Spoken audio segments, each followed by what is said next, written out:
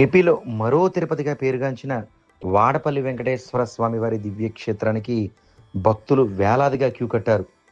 మండుటెండను సైతం లెక్క చేయక స్వామివారి దర్శనానికి బారులు తీరారు. వాడపల్లి నుంచి రావులపాలెం వరకు కూడా వాహనాలు ఒకదానొకటి వెనుక నిలిచిపోయిన పరిస్థితి నెలకొంది. కోనసీమ జిల్లాలో స్వయంభూగా వెలిసిన చందన రూపుడు శ్రీ వాడపల్లి వెంకటేశ్వర స్వామివారు 7 వారాల వెంకటేశ్వర స్వామిగా విరాజిల్లుతూ ఉన్నారు.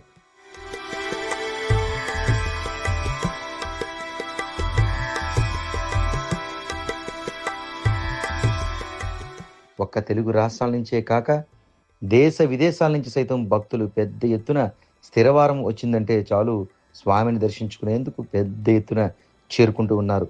వేకువజామున 3:30 గంటల సమయంలో స్వామివారికి మంగళహారతి సమర్పించి దేవస్థానం భక్తులకు దర్శన భాగ్యం కల్పిస్తుంది. ఇక సాయంత్రం వరకు ఇసుక వేస్తే రాలని విధంగా భక్త జన సందోహం వాడపల్లికి చేరుకుంటుంది.